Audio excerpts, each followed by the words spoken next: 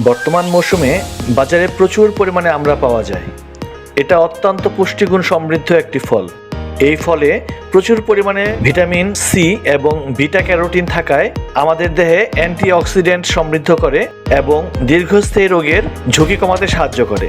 এই ফল হজমে সাহায্য করে, রোগ প্রতিরোধ ক্ষমতা বাড়ায়, এছাড়াও হার্টের এবং ত্বকের স্বাস্থ্য সুরক্ষায়ও কাজ করে। আমাদের দেশে আমরা বিভিন্নভাবে খাদ্য তালিকায় জায়গা করে নিয়েছে। আমি আজ আপনাদের সামনে আমড়ার একটি সুস্বাদু টক ঝাল মিষ্টি আচার তৈরি করার রেসিপি নিয়ে এসেছি।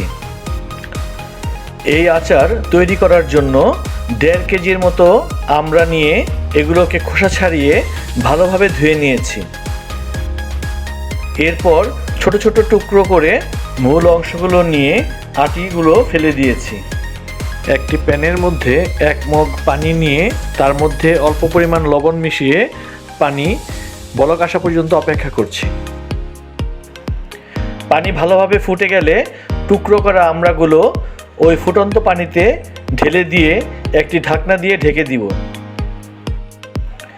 আধা সিদ্ধ হয়ে গেলে পানি থেকে আমড়ার টুকরোগুলোকে একটি ঝুড়িতে উঠিয়ে নেব। এবার সেই পানিতে অল্প পরিমাণ আমড়ার খোসা সিদ্ধ করে নেব। খোসাগুলো সিদ্ধ হয়ে গেলে ব্লেন্ডারে খোসাগুলোকে এভাবে পেস্ট করে নিয়েছি। এ পর্যায়ে আধা সিদ্ধ করা আমড়ার টুকরোগুলোকে পরিমাণ মতো চিনি দিয়ে ভালোভাবে গড়িয়ে নিতে হবে, যেন সবগুলো টুকরোতে ভালোভাবে চিনি লাগে। এভাবে ঘন্টাখানেকের জন্য একটি ঢাকনা দিয়ে ঢেকে রেখে আচারের জন্য মশলাগুলো তৈরি করে নিব। এই আচারের জন্য আমরা অল্প পরিমাণ আস্ত ধনিয়া, অল্প পরিমাণ সরিষা, অল্প পরিমাণ 5 ফোড়ন এবং 4-5 পিস শুকনো মরিচ নিয়ে এগুলোকে একসাথে তেলে ব্লেন্ডারের মাধ্যমে আধা ভাঙা করে নিয়েছি। ভিউয়ার্স, আপনারা দেখতে পাচ্ছেন 1 ঘন্টা পর চিনি মাখানো আমড়াগুলোতে চিনি গলে এভাবে শিরায় পরিণত হয়ে গেছে। এই পর্যায়ে চুলার মধ্যে একটি প্যান বসিয়ে অল্প পরিমাণ সরিষার তেল ঢেলে দিব।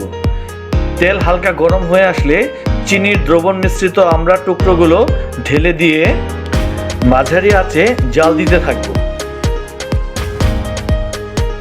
মাঝারি আঁচে জাল দিয়ে পানি অর্ধেকের মতো শুকিয়ে আসলে পূর্বে ব্লেন্ড করে রাখা আমড়ার খোসার পেস্টটা ঢেলে দেব। এতে করে আচারের রঙটা সুন্দর হবে, আচার ঘন হবে এবং স্বাদও বৃদ্ধি পাবে এবং একটু টকটক ভাব চলে আসবে। এর সাথে অল্প পরিমাণ লবণ এবং পরিমাণ মতো বিট লবণ, আচারে হালকা ঝালঝাল ফ্লেভারের জন্য 1 চামচ মরিচ গুঁড়া এবং কালারটা সুন্দর দেখানোর জন্য 1/2 চামচ হলুদের গুঁড়া ঢেলে দিয়ে একটু নেড়ে নিব, যেন সুন্দরভাবে পানিতে মশলাগুলো মিশে যায়।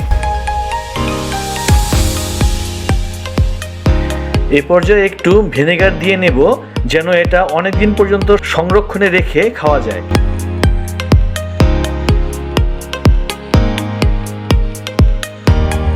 এ পর্যায়ে পানি শুকিয়ে আচার ঘন হয়ে আসলে পূর্বে আধা ভাঙা করে রাখা মশলার গুঁড়োগুলো ঢেলে দিয়ে ভালোভাবে নেড়েচেড়ে নিতে হবে, যেন মশলাগুলো সম্পূর্ণ আচারের সাথে মিশে যায়।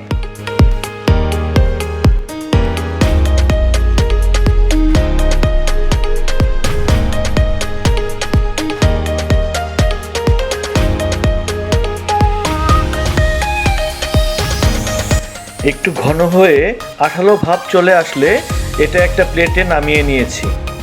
বাস, খুব সহজেই তৈরি হয়ে গেল দেশি আমড়ার টক ঝাল মিষ্টি আচার।